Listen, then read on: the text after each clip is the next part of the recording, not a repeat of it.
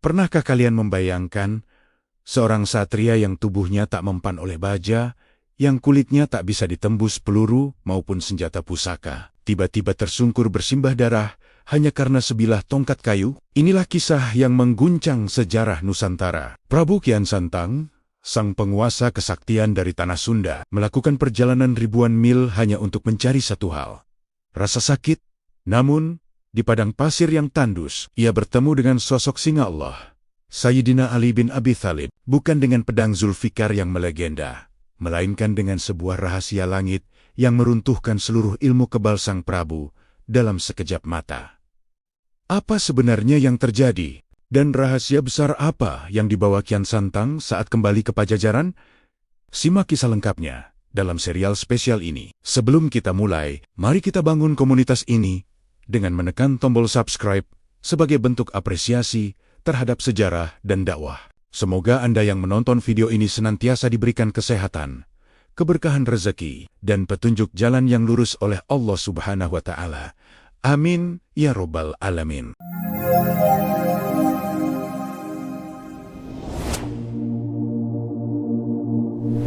Di bawah langit biru tanah Sunda yang agung, di mana gunung-gunung menjulang seolah menyentuh singgasana langit, hiduplah seorang pangeran yang namanya menggetarkan seluruh penjuru Nusantara. Beliau adalah Raden Kian Santang, putra mahkota dari sang penguasa legendaris Prabu Siliwangi. Sejak usia belia, Kian Santang bukan sekadar satria biasa. Ia adalah perwujudan dari kekuatan fisik yang melampaui batas nalar manusia. Tubuhnya ditempa oleh laku tirakat yang luar biasa, digembleng oleh berbagai guru sakti mandraguna, hingga pada satu titik ia mencapai puncak kedikdayaan yang disebut sebagai ilmu kebal tanpa tanding. Bayangkan, sebuah sosok yang berdiri tegak di tengah hujan panah, namun tak satu pun ujung besi mampu menggores kulitnya.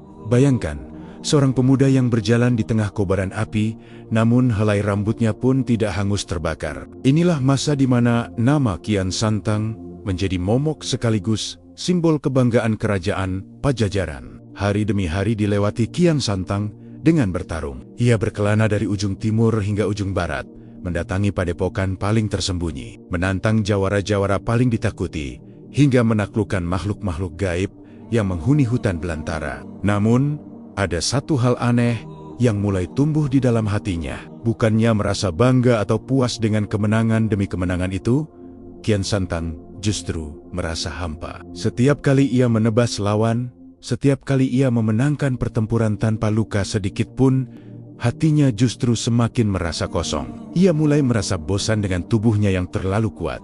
Baginya, kesaktian ini telah menjadi penjara. Ia merindukan sesuatu yang sangat manusiawi, sesuatu yang belum pernah ia rasakan seumur hidupnya sejak ia mendalami ilmu kanuragan, yaitu rasa sakit. Ia ingin tahu bagaimana rasanya darah mengalir dari luka di tubuhnya sendiri. Ia ingin tahu, apakah di dunia ini masih ada sesuatu yang lebih kuat dari sekadar otot dan tulang yang keras bagai baja. Suatu sore di beranda istana yang megah, Kian Santang duduk termenung menatap matahari terbenam. Di tangannya, ia memegang sebuah keris pusaka yang sangat tajam, yang konon bisa membelah selembar rambut yang ditiup angin. Dengan penuh rasa ingin tahu, ia mencoba menekan ujung keris itu ke telapak tangannya sendiri. Ia menekan semakin kuat, hingga urat-urat di lengannya menonjol. Namun keajaiban sekaligus kutukan itu tetap terjadi. Kulitnya hanya melentur seolah terbuat dari karet yang tak bisa ditembus.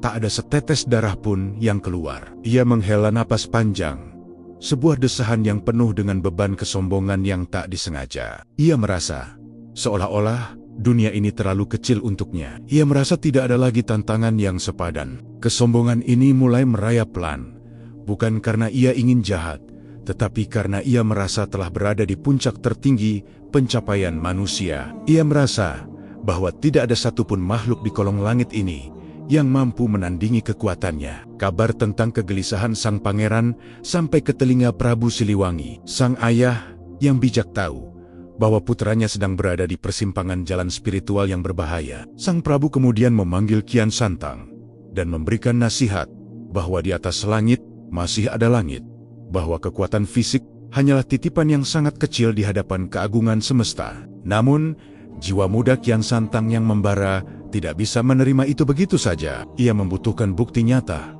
bukan sekadar kata-kata bijak. Ia kemudian memutuskan untuk melakukan laku semedi di sebuah tempat yang sangat sakral. Ia ingin bertanya kepada alam, bertanya kepada Sang Pencipta, di mana ia bisa menemukan lawan yang sanggup menumpahkan darahnya. Dalam keheningan meditasinya, di tengah suara gemericik air terjun dan nyanyian burung hutan, Kian Santang mendapatkan sebuah visi yang sangat asing. Ia melihat sebuah hamparan pasir yang sangat luas, sebuah tanah yang gersang dan panas, sangat berbeda dengan tanah Sunda yang hijau dan subur. Di dalam penglihatan gaibnya, ia melihat sosok pria tua yang mengenakan jubah putih bersahaja, berdiri di kejauhan dengan aura yang tidak bisa dijelaskan dengan kata-kata. Sosok itu tidak membawa senjata, tidak memakai baju zirah, namun kehadirannya membuat seluruh nyali Kian Santang menciut dalam mimpi itu. Suara gaib membisikkan sebuah nama yang asing di telinganya, sebuah tempat yang terletak di tanah suci, ribuan mil jauhnya melintasi samudra. Kian Santang terbangun dari meditasinya dengan keringat dingin bercucuran. Jantungnya berdegup kencang,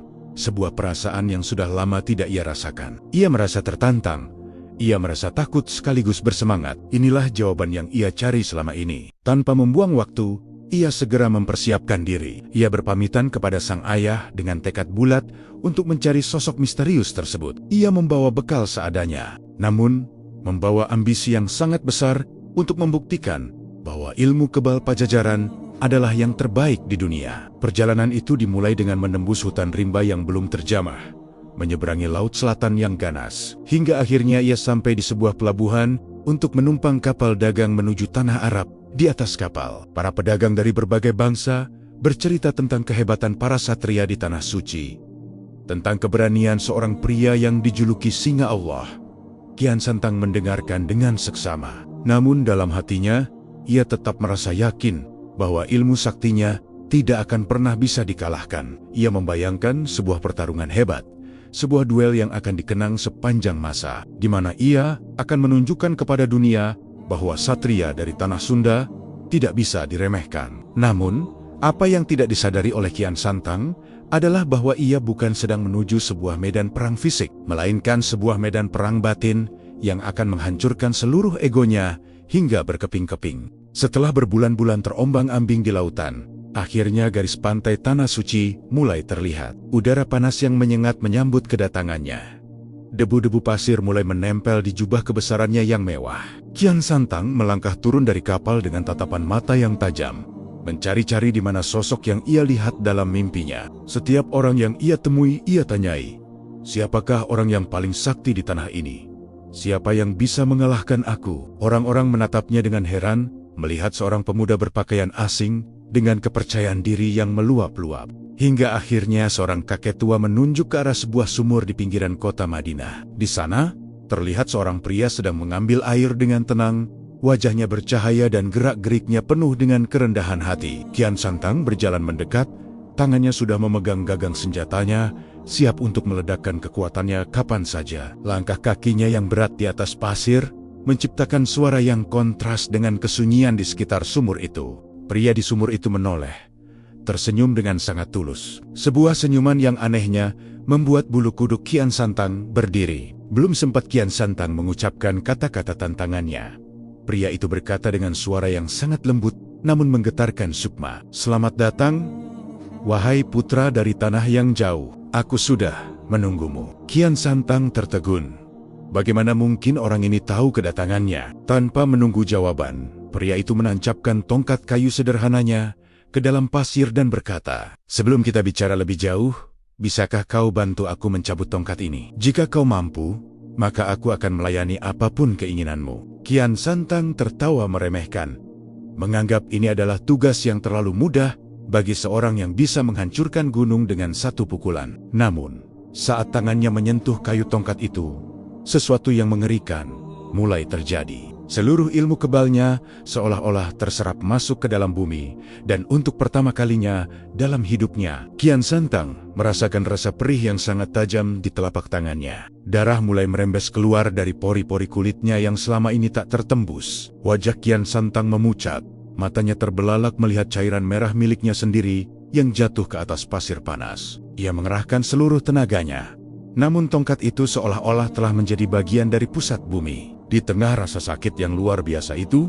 Kian Santang menyadari satu hal yang mengerikan. Kekuatan yang ia banggakan selama ini ternyata tidak ada artinya sama sekali di hadapan pria bersahaja ini. Siapakah sebenarnya pria di hadapannya ini? Dan mengapa hanya dengan sebuah tongkat kayu ia bisa menghancurkan benteng kesaktian yang telah dibangun Kian Santang selama puluhan tahun? Rahasia besar apa yang disembunyikan oleh Sang Singa Allah hingga membuat Sang Prabu dari Tanah Sunda ini bertekuk lutut sebelum pertarungan bahkan dimulai? Matahari di atas langit Madinah seolah berada tepat di atas kepala, memancarkan panas yang sanggup melelehkan logam. Namun panas itu tak sebanding dengan gejolak yang merambat di sekujur tubuh Raden Kian Santang. Di hadapannya berdiri seorang pria bersahaja yang baru saja memberikan tantangan yang menurut akal sehat Kian Santang adalah sebuah penghinaan, mencabut sebuah tongkat kayu yang tertancap di pasir. Bagi seorang satria yang pernah merobohkan benteng batu dengan tangan kosong, permintaan ini terasa seperti lelucon. Kian Santang menarik napas panjang,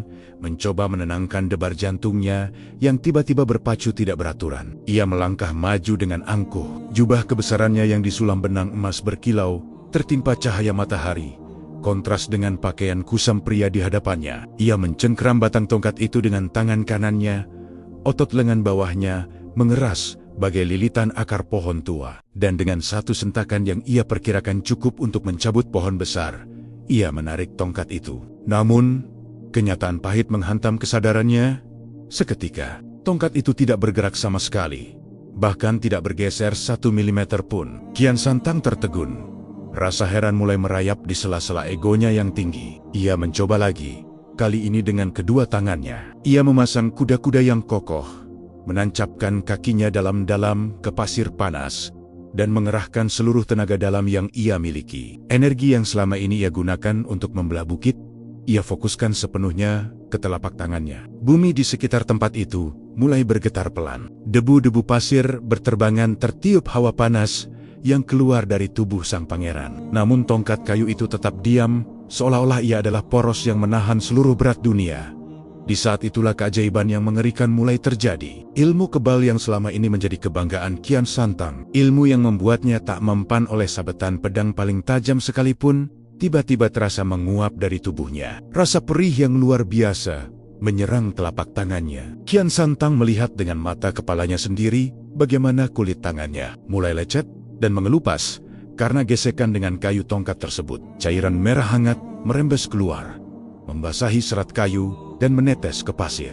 Darah, itu adalah darahnya sendiri. Sesuatu yang selama puluhan tahun ia rindukan, namun kini hadir dengan rasa takut yang tak terbayangkan. Rasa sakit itu menjalar ke seluruh sarafnya, membuatnya tersadar bahwa ia kini hanyalah manusia biasa yang rapuh. Ia berteriak penuh amarah dan rasa tidak percaya, mencoba mengerahkan sisa kesaktian puncaknya, namun semakin ia memaksa, semakin dalam tongkat itu terasa menghisap kekuatannya. Kian Santang mulai terengah-engah. Keringat dingin bercampur debu membasahi wajahnya yang kini pucat pasi. Ia menatap pria di hadapannya yang masih berdiri, tenang, dengan senyum yang teduh, seolah-olah tidak terjadi apa-apa. Pria itu adalah Sayyidina Ali. Sosok yang auranya tidak memancarkan permusuhan sedikit pun, melainkan kedamaian yang luar biasa dalam. Sayyidina Ali kemudian berkata dengan suara yang sangat tenang, namun bergema di dalam batin Kian Santang. Wahai anak muda, janganlah kau gunakan kekuatan makhluk untuk melawan kehendak Sang Pencipta. Tongkat ini tidak berat karena kayu itu sendiri, melainkan karena ia tertanam dengan izin Allah. Kian Santang terdiam. Kata-kata itu terasa lebih tajam daripada keris manapun yang pernah ia hadapi. Egonya yang selama ini setinggi gunung Merapi, kini mulai runtuh perlahan, hancur berkeping-keping, menjadi debu di bawah kakinya sendiri. Ia menyadari bahwa selama ini ia telah tertipu oleh kesaktian fisiknya. Ia merasa kuat karena ia membandingkan dirinya dengan manusia lain, namun di hadapan kekuasaan yang sesungguhnya, ia bukan siapa-siapa. Rasa malu yang amat sangat kini menguasai hati sang pangeran. Ia yang datang dengan niat menantang duel, kini bahkan tidak sanggup mencabut sepotong kayu. Kian Santang melepaskan cengkeramannya dari tongkat itu dan jatuh terduduk di atas pasir. Ia menundukkan kepala. Air matanya mulai menetes bercampur dengan darah di tangannya. Segala kesombongannya sebagai putra mahkota Pajajaran, segala kebanggaannya sebagai satria tak terkalahkan, sirna seketika. Ia merasa sangat kecil, seperti sebutir pasir di tengah gurun yang tak bertepi. Ia menyadari bahwa perjalanannya menyeberangi samudera bukan untuk mencari lawan bertanding, melainkan untuk dipertemukan dengan hakikat kelemahan dirinya sendiri. Sayyidina Ali melangkah mendekat, namun tidak untuk menyerang. Beliau mengulurkan tangannya yang bersih kepada Kian Santang. Sebuah gerakan yang melambangkan kasih sayang dan bimbingan. Kian Santang menatap tangan itu dengan penuh keraguan. Ia merasa tidak pantas menyentuh tangan pria suci tersebut setelah semua kesombongan yang ia tunjukkan. Namun, Sayyidina Ali tetap menunggu dengan sabar. Akhirnya, dengan tangan yang masih gemetar dan berdarah, Kian Santang menyambut uluran tangan itu. Saat telapak tangan mereka bersentuhan, sebuah sensasi aneh mengalir masuk ke dalam tubuh Kian Santang. Bukan energi panas yang membakar, melainkan kesejukan yang sangat dalam. Seolah-olah seluruh dahaga jiwanya terobati seketika. Rasa sakit di tangannya mulai mereda, namun luka di hatinya yang penuh kesombongan baru saja mulai dibersihkan. Kian Santang kemudian memberanikan diri untuk bertanya, "Siapakah Anda sebenarnya? Dan kekuatan apa yang Anda miliki hingga ilmu saya yang paling tinggi pun tidak mampu berbuat apa-apa di hadapan Anda?" Sayyidina Ali tersenyum dan menjawab bahwa beliau hanyalah seorang hamba Allah yang berusaha menjalankan perintahnya. Beliau menjelaskan bahwa kesaktian sejati bukanlah tentang seberapa kuat kita bisa menghancurkan, melainkan seberapa kuat kita bisa menahan nafsu dan tunduk kepada kebenaran. Beliau mulai menceritakan tentang ajaran Islam, tentang satu Tuhan yang menciptakan langit dan bumi, dan tentang bagaimana kemuliaan manusia hanya diukur dari ketakwaannya, bukan dari otot atau ilmu kanuragannya. Kian Santang mendengarkan setiap kalimat itu dengan seksama, seolah-olah setiap kata adalah tetesan air kehidupan yang menyirami jiwanya yang telah lama kering. Ia mulai mengerti bahwa tujuannya ke Tanah Suci adalah sebuah takdir yang telah digariskan untuk membawanya keluar dari kegelapan menuju cahaya yang terang benderang. Namun, di tengah proses transformasi batin itu, sebuah bayangan masa lalu kembali menghantui pikiran Kian Santang. Ia teringat akan ayahnya di Pajajaran. Ia teringat akan rakyatnya yang masih memuja kekuatan fisik di atas segalanya. Muncul keraguan besar di hatinya. Mampukah ia membawa ajaran yang penuh kedamaian ini ke tanah airnya yang penuh dengan tradisi peperangan? Dan apakah kepulangannya nanti akan dianggap sebagai sebuah pengkhianatan terhadap leluhurnya? Saat Kian Santang sedang bergelut dengan pikirannya sendiri, tiba-tiba langit di atas Madinah berubah menjadi gelap secara tidak wajar. Sebuah badai pasir raksasa muncul dari kejauhan. Seolah-olah ada kekuatan gelap yang tidak senang dengan hidayah yang baru saja diterima oleh sang pangeran. Badai itu bergerak cepat menuju arah mereka, membawa aura kegelapan yang sangat pekat dan suara raungan yang mengerikan. Kian Santang yang kini tidak lagi memiliki ilmu kebal merasa sangat rentan. Ia melihat ke arah Sayyidina Ali, namun sang singa Allah tetap tenang berdiri di tempatnya. Apakah badai ini adalah ujian pertama bagi iman Kian Santang yang baru tumbuh? Ataukah ada musuh dari masa lalu yang mengikutinya hingga ke Tanah Suci untuk menghancurkan perjalanannya? Di tengah gemuruh badai yang mulai menelan cahaya matahari, Kian Santang harus membuat keputusan. Apakah ia akan lari menyelamatkan diri atau tetap bertahan di sisi sang guru?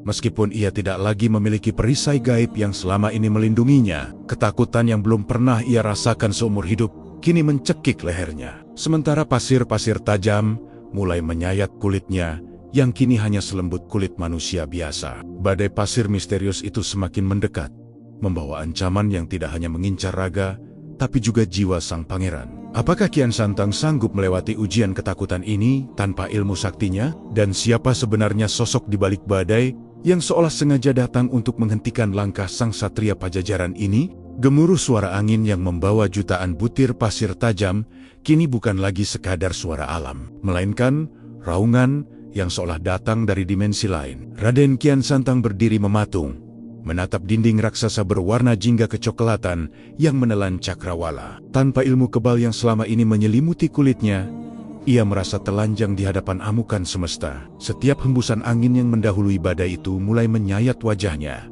meninggalkan perih yang nyata, sebuah sensasi yang dahulu dianggapnya sebagai mustahil. Namun, di sampingnya, Sayyidina Ali bin Abi Thalib tetap berdiri setenang karang di tengah samudera. Tidak ada raut ketakutan, Tidak ada kuda-kuda perang yang berlebihan. Sang singa Allah hanya menggenggam tongkat kayunya dengan santai, sementara bibirnya bergerak perlahan, merapalkan untaian doa yang getarannya terasa hingga ke tulang sumsum Kian Santang. Badai itu akhirnya tiba, menghantam mereka dengan kekuatan yang sanggup merubuhkan bangunan batu.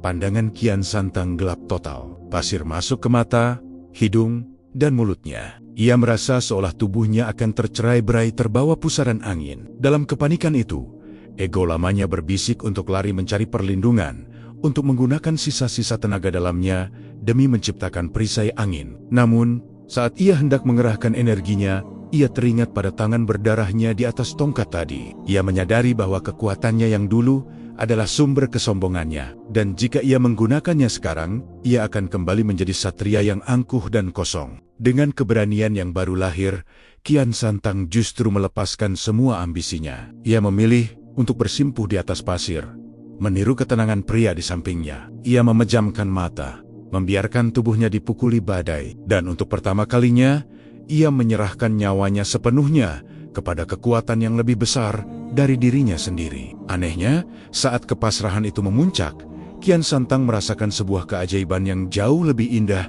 daripada ilmu kanuragan manapun. Di tengah kebisingan badai yang memekakan telinga, ia mendengar suara hati yang sangat jernih.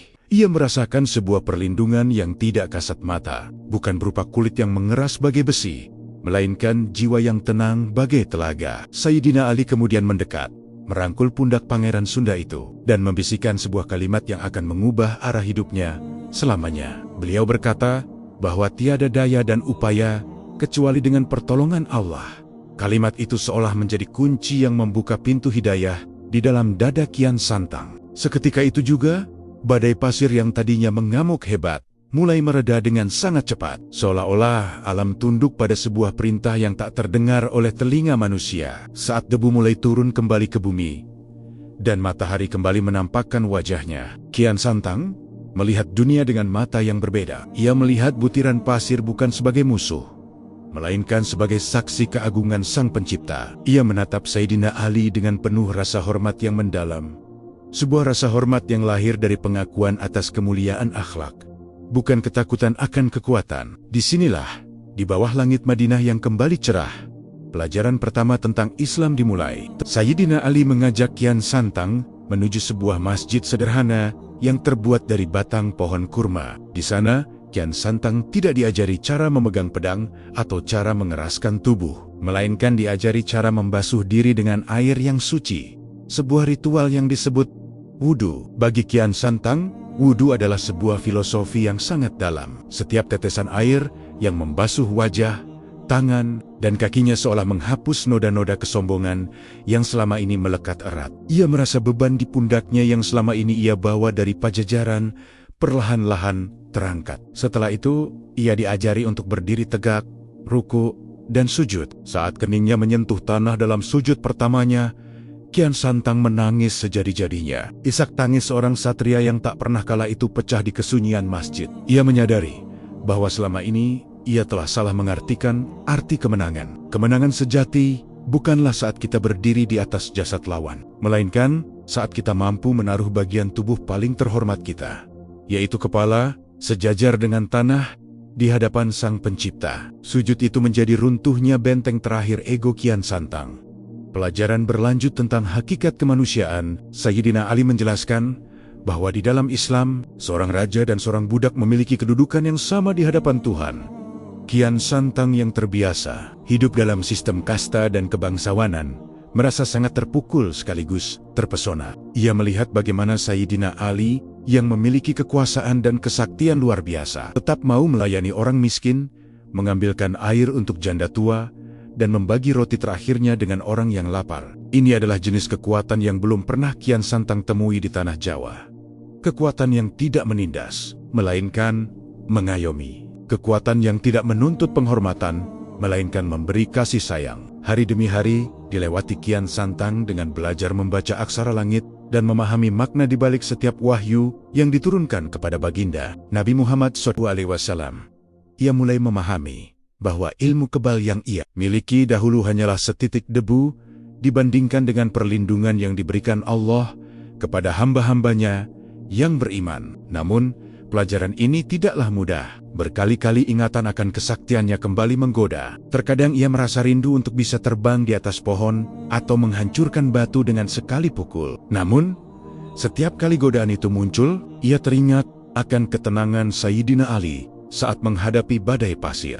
Ia menyadari bahwa mengendalikan amarah dan hawa nafsu jauh lebih sulit dan jauh lebih mulia daripada memenangkan 1000 peperangan. Kian Santang juga mulai belajar tentang sejarah para nabi, tentang kesabaran Nabi Ayub, keberanian Nabi Ibrahim, dan keteguhan hati Nabi Muhammad. Cerita-cerita ini memberinya perspektif baru bahwa hidup adalah sebuah perjalanan ujian untuk kembali kepadanya dengan hati yang bersih. Ia mulai mengganti jubah kebesarannya yang mewah dengan pakaian putih yang sederhana, sebuah simbol bahwa ia telah meninggalkan identitas lamanya sebagai pangeran yang angkuh dan lahir kembali sebagai seorang pencari kebenaran. Penduduk Madinah mulai mengenal sosok pemuda asing yang rajin beribadah dan selalu membantu sesama tanpa pamrih. Nama Kian Santang perlahan-lahan mulai bertransformasi seiring dengan hatinya yang semakin mantap dalam memeluk keyakinan baru ini. Namun, di saat kedamaian mulai menyelimuti jiwanya, sebuah kabar datang dari tanah airnya melalui para pedagang yang baru sampai dari pelabuhan. Dikabarkan bahwa kerajaan Pajajaran sedang dalam masa gejolak. Ada desas-desus bahwa kepergian sang putra mahkota dianggap sebagai tanda kelemahan oleh musuh-musuh kerajaan. Beberapa wilayah mulai memberontak dan sang ayah Prabu Siliwangi dikabarkan sedang dalam kondisi yang prihatin memikirkan putranya yang tak kunjung pulang. Kian Santang dilanda dilema yang hebat. Di satu sisi ia ingin terus tinggal di samping Sayyidina Ali untuk mendalami ilmu agama yang menyejukkan hatinya. Di sisi lain, tanggung jawabnya sebagai putra raja dan rasa cintanya kepada tanah kelahiran memanggil-manggilnya untuk kembali. Pertentangan batin ini membuatnya terjaga di malam hari. Ia bertanya-tanya, apakah ia sudah cukup kuat untuk membawa cahaya Islam ke tanah yang masih kental dengan tradisi dan kekuatan gaib? Apakah ia sanggup menghadapi kemarahan ayahnya yang mungkin tidak akan setuju dengan perubahan besar pada dirinya? Saat ia sedang merenung di bawah cahaya bulan sabit, Sayyidina Ali mendatanginya dan memberikan sebuah tugas akhir yang akan menguji sejauh mana pelajaran yang telah ia terima. Tugas yang mengharuskan Kian Santang kembali ke tempat di mana semuanya dimulai, namun dengan cara yang sama sekali berbeda. Sebuah tugas berat telah menanti Kian Santang, sebuah misi yang akan menentukan masa depan Islam di tanah Sunda. Namun, sebelum ia melangkah pulang, Sayyidina Ali memberikan sebuah benda kecil yang dikatakan memiliki kekuatan rahasia untuk menghadapi tantangan di masa depan. Benda apakah itu? Dan mampukah Kian Santang menghadapi godaan di perjalanan pulang yang akan menguji imannya kembali? Angin laut yang membawa aroma garam mulai menyentuh wajah Raden Kian Santang. Namun kali ini ia tidak berdiri di atas dek kapal dengan dada membusung seperti saat ia berangkat dahulu. Ia kini mengenakan jubah putih yang bersahaja, kain yang melambangkan kesucian dan kepasrahan total kepada Sang Pencipta. Di tangannya, ia menggenggam sebuah tasbih kayu dan sebuah bungkusan kecil pemberian Sayyidina Ali. Bungkusan itu berisi sebilah pedang pendek dan segenggam tanah dari Madinah. Sebuah simbol bahwa kemanapun ia pergi, ia harus tetap berpijak pada nilai-nilai kebenaran yang telah ia pelajari. Sayyidina Ali telah berpesan bahwa ujian terbesar bukanlah saat ia menghadapi musuh yang nyata, melainkan saat ia harus menghadapi gejolak dalam dirinya sendiri ketika kekuatan lamanya mulai memanggil. Kapal dagang yang membawanya perlahan meninggalkan pelabuhan, membelah ombak biru menuju arah timur, kembali ke pangkuan tanah Sunda yang hijau. Baru beberapa hari pelayaran berlangsung, samudera seolah ingin menguji sejauh mana perubahan batin sang pangeran. Di tengah malam yang buta, awan hitam menggulung menelan cahaya rembulan, menciptakan suasana yang mencekam di tengah laut lepas. Ombak setinggi pohon kelapa mulai menghantam lambung kapal, membuat kayu-kayu kapal berderit, seolah akan segera pecah. Para pelaut dan pedagang mulai panik. Mereka berteriak ketakutan dan memanggil nama dewa-dewa mereka, memohon keselamatan. Kian Santang berdiri di tengah kegaduhan itu, merasakan detak jantungnya yang kembali berpacu kencang. Secara insting, ia merasakan kekuatan gaib lamanya bergejolak di dalam dada. Ia merasa mampu untuk melompat ke atas ombak, menghentikan badai dengan saktinya, dan menyelamatkan kapal itu dalam sekejap mata. Namun, ia teringat pada sujudnya di Masjid Madinah. Ia teringat bahwa setiap badai adalah kehendak Allah, dan sombong jika ia merasa bisa menguasai alam dengan kekuatannya sendiri, Kian Santang memilih untuk duduk bersimpuh di tengah dek yang basah kuyup. Ia memejamkan mata dan mulai melantunkan dzikir dengan suara yang lirih namun penuh keyakinan. Di tengah badai yang mengamuk, ia justru menunjukkan kekuatan yang berbeda, kekuatan ketenangan. Beberapa penumpang yang melihatnya merasa heran, mengapa pemuda ini tidak lari ketakutan atau bersiap dengan senjatanya. Namun,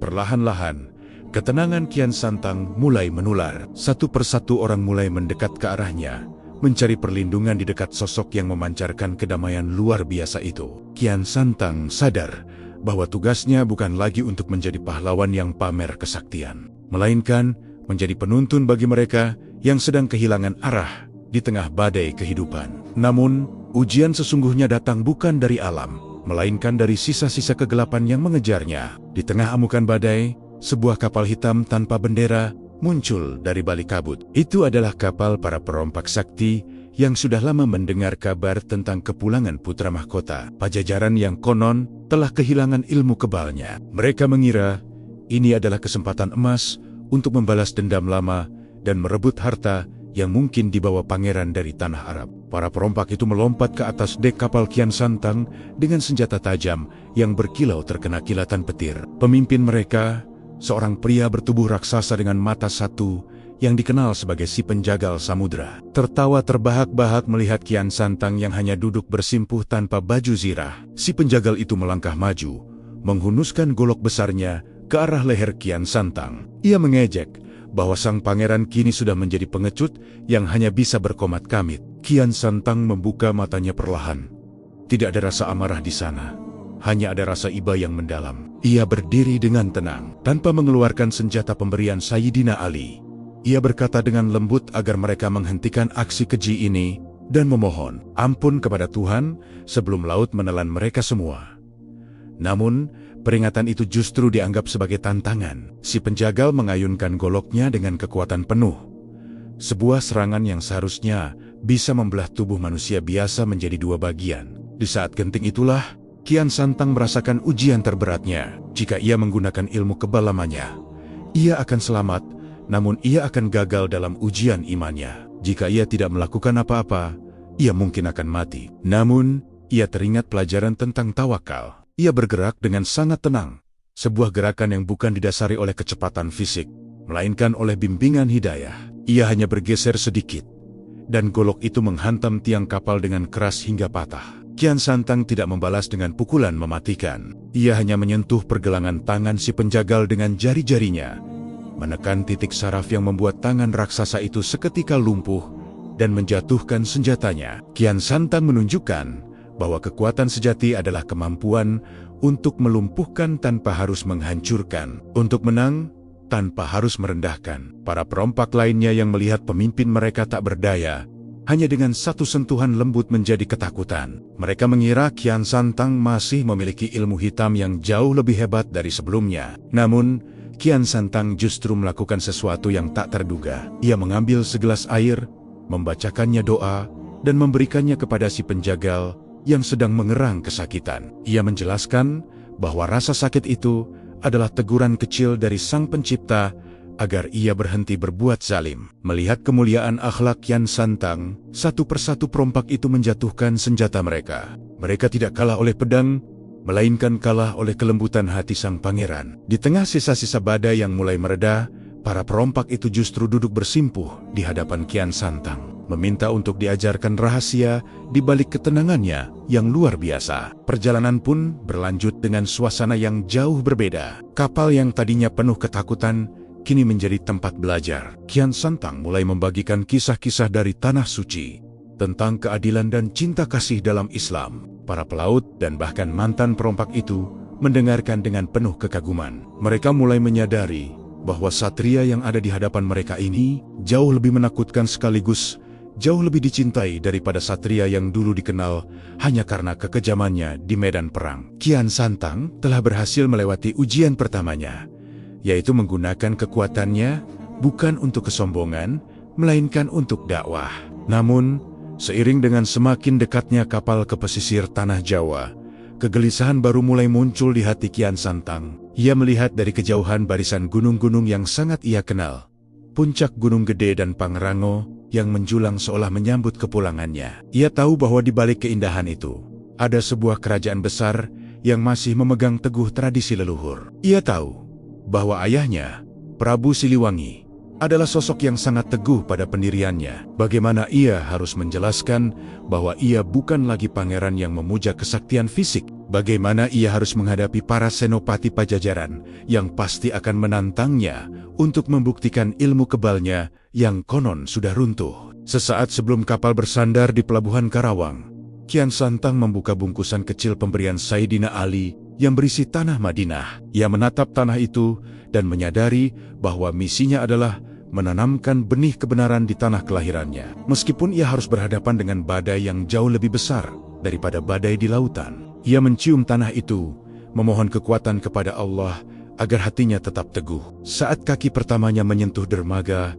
sebuah sambutan luar biasa telah menantinya. Pasukan elit Pajajaran berdiri berjejer, dipimpin oleh seorang panglima muda yang merupakan sahabat karib Kian Santang di masa lalu. Sang panglima maju ke depan, bukan untuk memeluk sahabatnya, melainkan untuk menghunuskan kerisnya ke dada Kian Santang sebagai bentuk ujian tradisi bagi setiap satria yang baru pulang dari pengembaraan jauh. Ujung keris yang sangat tajam itu kini berada tepat di depan dada Kian Santang, hanya berjarak beberapa senti dari kulitnya. Semua mata tertuju pada sang pangeran, menunggu apakah kulitnya masih tetap keras seperti baja, ataukah keris itu akan menembus jantungnya. Apakah Kian Santang akan membiarkan keris itu membuktikan keruntuhan ilmunya di depan publik, ataukah ia punya cara lain untuk menunjukkan kekuatannya yang baru? Rahasia apa yang akan terungkap saat keris itu akhirnya menyentuh tubuh sang pangeran? Udara di pelabuhan Karawang mendadak menjadi sangat dingin meskipun matahari siang itu bersinar dengan teriknya. Keheningan menyelimuti ribuan mata yang memandang ke arah satu titik. Di hadapan Raden Kian Santang berdiri seorang pria gagah dengan zirah logam yang berkilau. Dia adalah Senopati Argadana, sahabat masa kecil sekaligus satria terbaik yang dimiliki Pajajaran setelah Kian Santang. Argadana memegang keris Kiai Nagabaruna, sebuah senjata pusaka yang dipercaya memiliki kutukan untuk merobek apapun yang disentuhnya. Dalam tradisi satria Pajajaran, seorang putra mahkota yang baru pulang dari pengembaraan jauh harus membuktikan bahwa kesaktiannya tidak luntur oleh angin laut. Dan cara pembuktiannya adalah dengan menerima satu serangan tanpa mengelak. Argadana menatap mata Kian Santang dengan penuh tanda tanya. Ia merasakan ada sesuatu yang hilang dari sahabatnya itu. Hawa panas membara yang dulu selalu terpancar, kini berubah menjadi ketenangan yang sunyi, bagaikan kedalaman telaga. Argadana berbisik pelan, agar hanya Kian Santang yang mendengar. Ia bertanya, apakah benar kabar yang dibawa angin, bahwa Pangeran Agung telah membuang ilmu kebataraannya di tanah Arab? Kian Santang hanya tersenyum tipis. Sebuah senyuman yang tidak lagi mengandung kesombongan, namun penuh dengan ketulusan yang membuat Argadana merasa ragu. Kian Santang kemudian berkata dengan nada yang mantap, "Wahai sahabatku, keris di tanganmu adalah benda mati, namun keyakinan di hatimu adalah yang memberi ia nyawa. Lakukanlah apa yang menurutmu menjadi kewajiban seorang satria."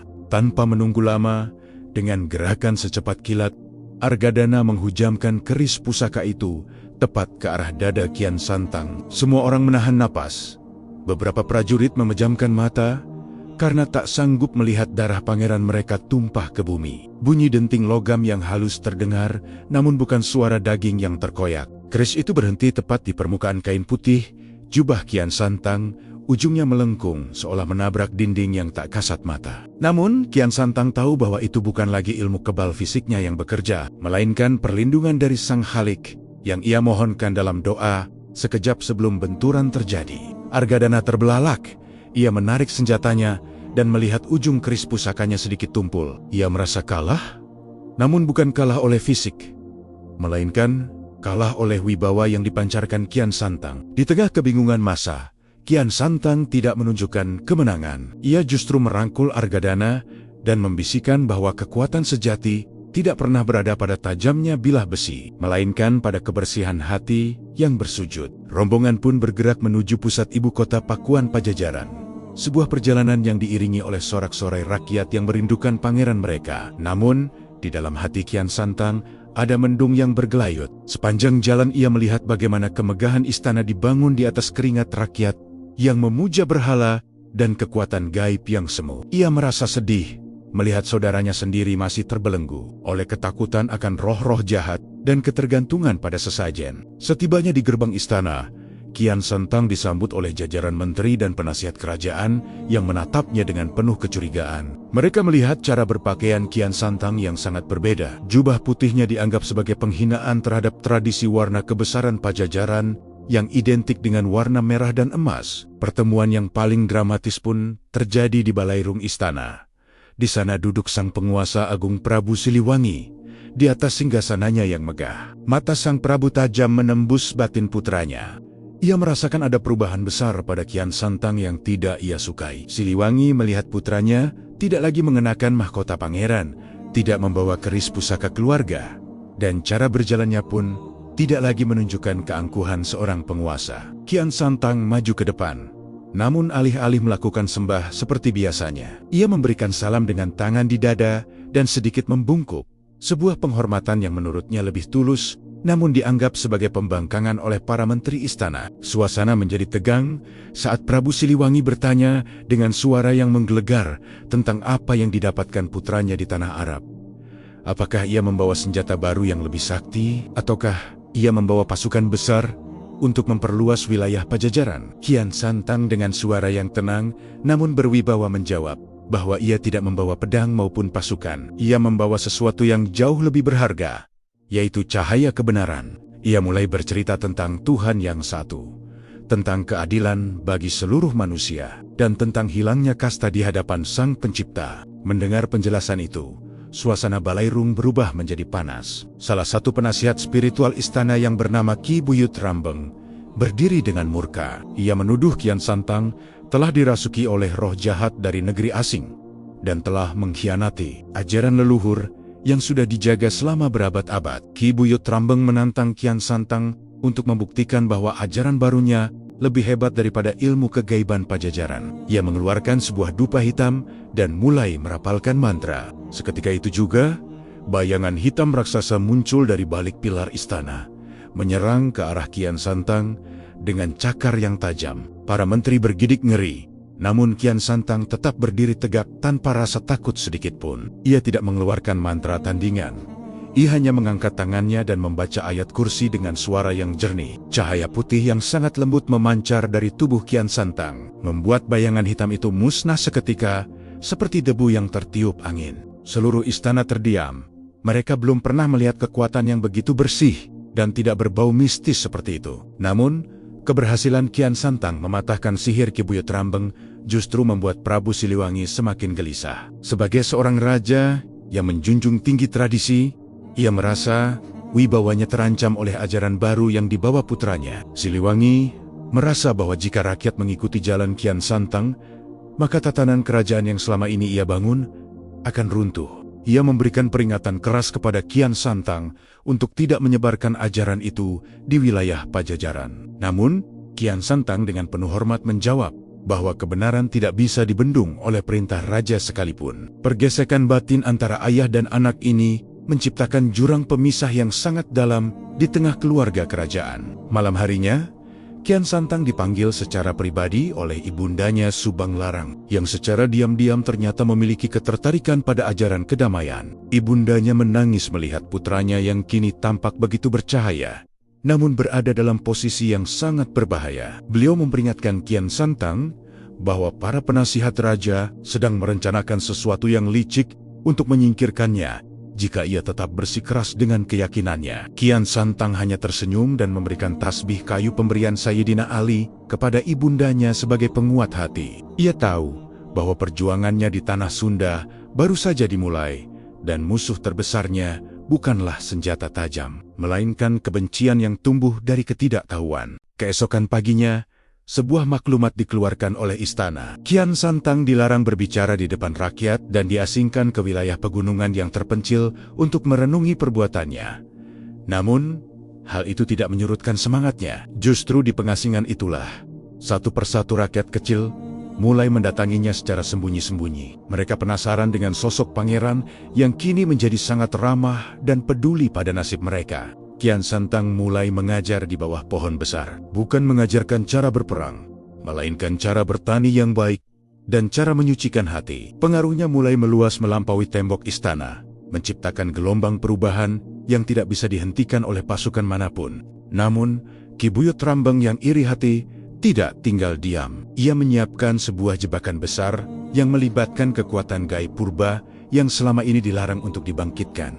Ia berencana untuk menculik beberapa pengikut Kian Santang dan menjadikannya umpan agar Kian Santang menunjukkan amarahnya. Karena ia tahu bahwa kekuatan Kian Santang terletak pada kesabarannya. Jika Kian Santang marah, maka cahaya kebenarannya akan meredup. Di tengah malam yang sunyi, jeritan terdengar dari pemukiman rakyat di kaki gunung. Sebuah api besar berkobar, menghanguskan rumah-rumah mereka. Langit di kaki gunung Cermai memerah, bukan karena cahaya fajar, melainkan karena kobaran api yang melahap gubuk-gubuk bambu para penduduk desa yang tak berdosa. Raden Kian Santang berdiri di atas sebuah tebing batu, menatap ke bawah dengan dada yang sesak oleh emosi yang bergejolak hebat.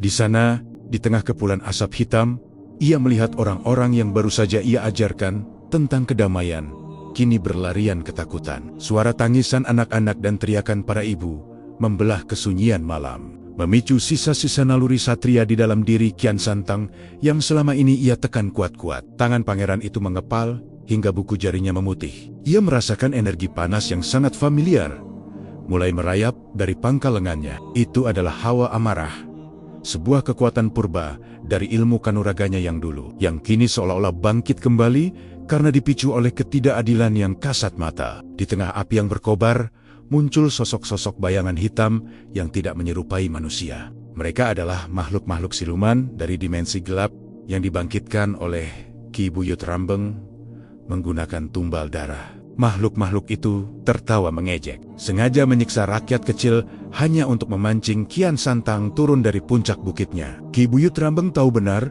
bahwa jika Kian Santang menyerang dengan amarah, maka perlindungan suci yang ia dapatkan dari tanah Arab akan sirna, dan ia akan kembali menjadi satria yang bisa dipengaruhi oleh kekuatan sihir jahat. Ini adalah ujian paling berat bagi Kian Santang, sebuah dilema moral yang menyayat batin. Haruskah ia tetap diam bersabar sementara rakyatnya menderita, ataukah ia harus melepaskan pedang dan amarahnya demi menyelamatkan mereka?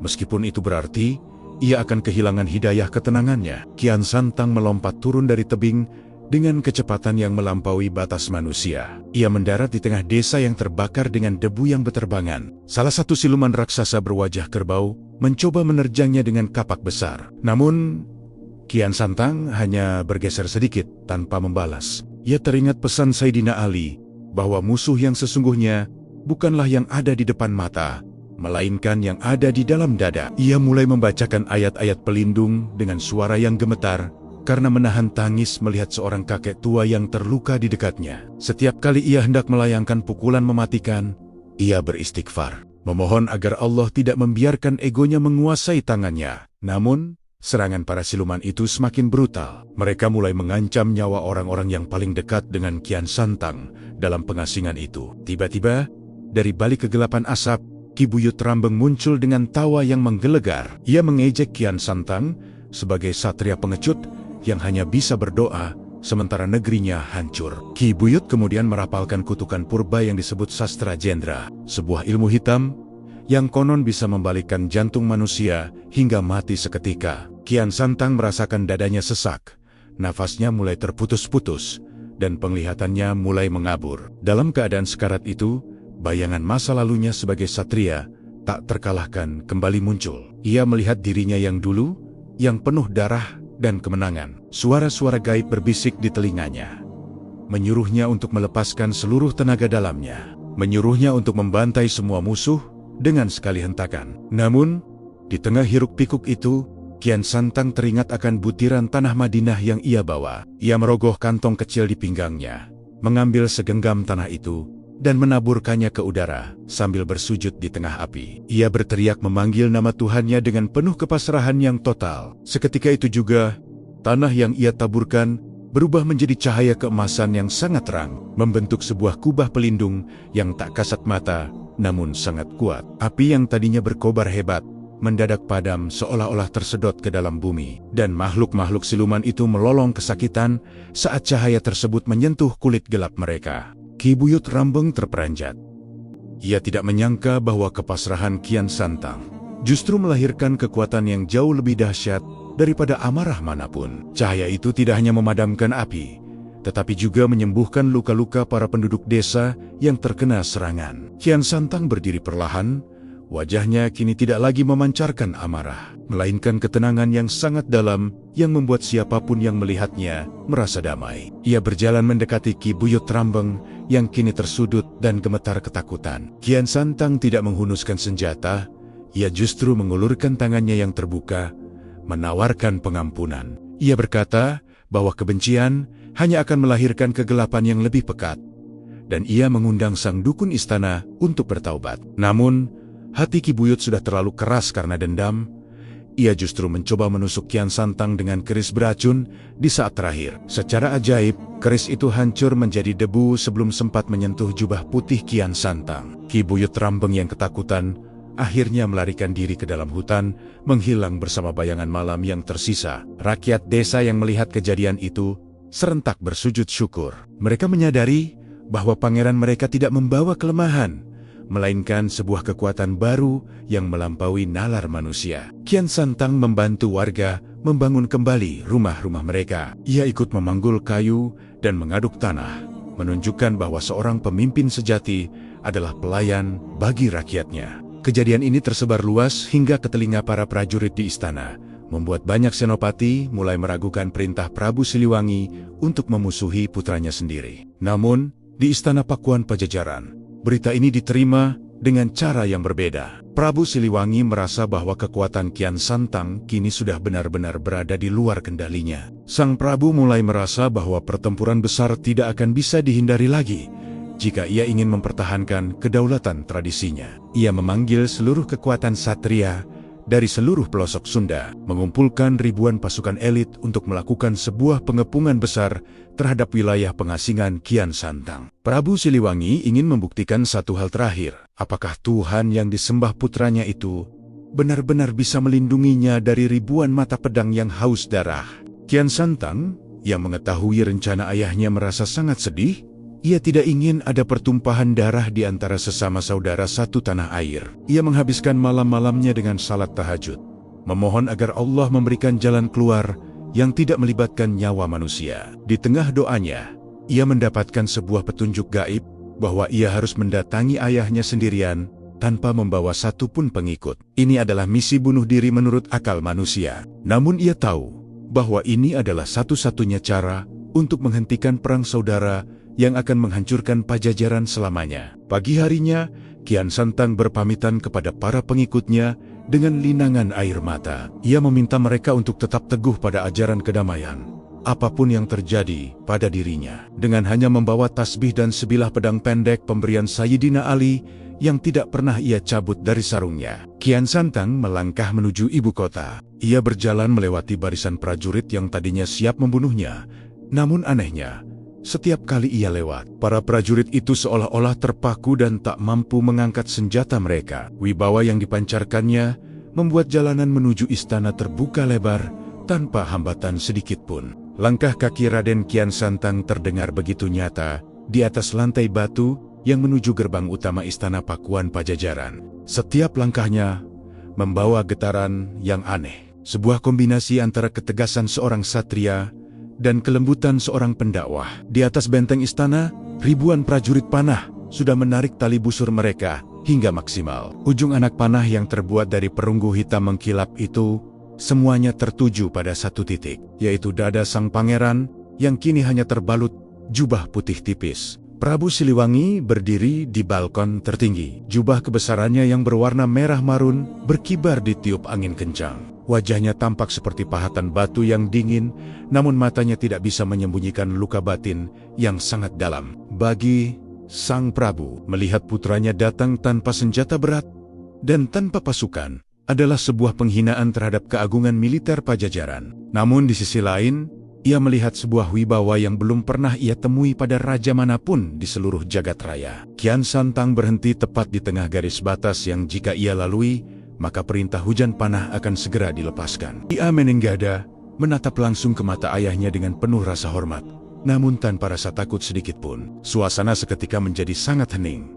Bahkan, suara gesekan daun pun seolah berhenti karena ketegangan yang memuncak. Kian Santang mulai berbicara. Suaranya tidak keras, namun entah mengapa bisa terdengar jelas oleh setiap orang yang ada di sana. Dari prajurit di benteng hingga sang raja di balkon. Ia berkata bahwa ia datang bukan untuk meruntuhkan takhta ayahnya, bukan pula untuk menghapus kemuliaan leluhurnya, melainkan untuk membawa sebuah janji keselamatan yang abadi. Ia menjelaskan bahwa kekuasaan di dunia hanyalah sekejap mata, sedangkan kekuasaan Tuhan yang ia sembah adalah selamanya. Dan ia memohon agar sang ayah tidak menumpahkan darah rakyatnya sendiri hanya demi sebuah kesombongan manusiawi. Prabu Siliwangi menjawab dengan suara yang menggelegar seperti guntur. Ia bertanya mengapa Kian Santang tega meninggalkan ajaran yang telah membesarkannya, mengapa ia lebih memilih menjadi hamba dari Tuhan yang tak terlihat, daripada menjadi satria yang dipuja bagaikan dewa di tanahnya sendiri. Sang Prabu kemudian memberikan tantangan terakhir. Jika benar Tuhan yang disembah Kian Santang itu ada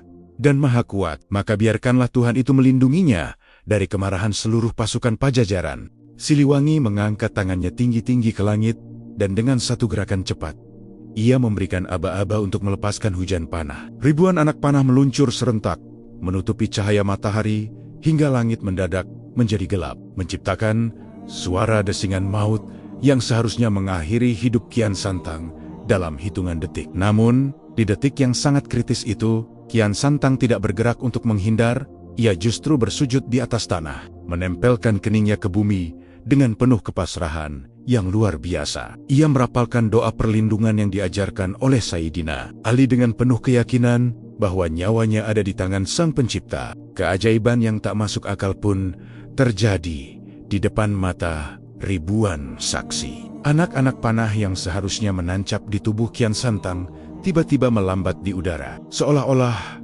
menabrak sebuah dinding air yang sangat tebal. Lalu satu persatu, anak panah itu jatuh ke tanah, tanpa ujungnya sempat menyentuh sehelai pun benang dari jubah putih sang pangeran. Bukan hanya itu, ribuan anak panah yang jatuh itu seketika berubah menjadi bunga-bunga melati yang sangat harum, menutupi jalanan batu di sekitar Kian Santang dengan hamparan warna putih yang suci. Seluruh prajurit di atas benteng jatuh terduduk, tangan mereka bergetar, hingga busur-busur mereka terjatuh ke bawah. Mereka tidak lagi melihat Kian Santang sebagai musuh atau pemberontak, melainkan sebagai sosok yang dilindungi oleh kekuatan yang jauh melampaui segala ilmu kegaiban yang pernah mereka pelajari. Prabu Siliwangi terhuyung ke belakang, nafasnya memburu. Ia melihat putranya bangkit dari sujud dengan wajah yang bercahaya, namun penuh dengan air mata. Kian Santang berjalan maju, melewati tumpukan bunga melati itu, mendekati gerbang istana yang kini terbuka dengan sendirinya, tanpa ada yang berani menghalangi. Ia terus berjalan hingga sampai di hadapan singgasana ayahnya, tempat di mana perdebatan terakhir akan menentukan sejarah besar Nusantara. Kian Santang berlutut di depan kaki ayahnya. Ia tidak bicara tentang agama dengan cara yang menggurui, melainkan bicara tentang kasih sayang seorang anak kepada orang tuanya. Ia bercerita bagaimana ia dulu merasa kosong meskipun memiliki ilmu kebal, dan bagaimana ia kini merasa penuh meskipun hanya memiliki sehelai jubah. Ia menjelaskan bahwa Islam bukan datang untuk menghancurkan kebudayaan Sunda, melainkan untuk menyempurnakan akhlak dan memberikan arah bagi jiwa yang sedang mencari. Prabu Siliwangi terdiam 1000 bahasa. Ia melihat ketulusan yang murni di mata putranya, sesuatu yang tidak bisa dimanipulasi oleh sihir manapun. Sang Prabu menyadari bahwa kekerasan tidak akan pernah bisa mengalahkan cahaya, dan pedang tidak akan pernah bisa memotong keyakinan. Namun, di tengah momen yang mengharukan itu, Ki Buyut Rambang kembali muncul dari bayang-bayang dengan kemarahan yang sudah mencapai puncaknya. Ia merasa dikhianati oleh Sang Prabu yang mulai luluh hatinya. Dengan sisa-sisa kekuatan hitamnya, ia mencoba melakukan serangan terakhir dengan melepaskan asap beracun yang mematikan ke arah seluruh orang di balairung istana. Kian Santang dengan sigap berdiri. Ia mengambil pedang pendek pemberian Sayyidina Ali yang selama ini ia simpan. Untuk pertama kalinya, ia mencabut pedang itu dari sarungnya. Pedang itu tidak memancarkan cahaya yang menyilaukan, melainkan memancarkan ketenangan yang menghisap seluruh asap hitam dan energi negatif di ruangan itu. Kian Santang melangkah menuju Ki Buyut Rambeng dan dengan satu sentuhan ujung pedangnya ke lantai, seluruh energi jahat sang dukun musnah, membuatnya lumpuh dan tak berdaya selamanya. Setelah ancaman terakhir itu sirna, keheningan kembali menguasai istana. Prabu Siliwangi turun dari singgasananya. Ia melepas mahkota emasnya dan meletakkannya di kursi raja. Ia menatap Kian Santang dengan tatapan yang penuh haru dan pengakuan. Sang Prabu berkata bahwa ia sudah melihat kebenaran itu dengan matanya sendiri. Namun sebagai pemegang mandat leluhur, ia tidak bisa begitu saja meninggalkan tradisi yang sudah mendarah daging. Siliwangi memberikan sebuah keputusan yang legendaris. Ia memberikan kebebasan bagi Kian Santang untuk menyebarkan ajarannya di seluruh tanah Sunda. Sementara ia sendiri memilih untuk mengundurkan diri dan melakukan perjalanan suci menuju hutan belantara. Sebuah perpisahan yang menyakitkan, namun penuh dengan kebijaksanaan tinggi antara dua satria besar. Pertemuan di gerbang istana itu berakhir bukan dengan peperangan, melainkan dengan pelukan hangat antara ayah dan anak. Prabu Siliwangi memberikan restunya, sebuah restu yang akan membuka jalan bagi penyebaran Islam yang sangat masif di kemudian hari. Kian Santang mencium tangan ayahnya untuk terakhir kalinya sebelum sang Prabu melangkah pergi menuju kegelapan hutan sancang yang misterius. Rakyat yang menyaksikan kejadian itu bersorak-sorai. Mereka merasakan sebuah era baru telah lahir. Sebuah era di mana kekuatan tidak lagi diukur dari kebalnya kulit, melainkan dari bersihnya hati dan mulianya perbuatan. Kian Santang kini berdiri sendirian di tangga istana, memandang ke arah ufuk timur di mana matahari baru saja mulai terbit, melambangkan harapan baru bagi seluruh tanah Sunda. Matahari terbit di ufuk timur Pakuan Pajajaran dengan warna keemasan yang belum pernah terlihat seindah ini sebelumnya. Seolah alam semesta turut bersaksi atas dimulainya babak baru dalam sejarah tanah Sunda.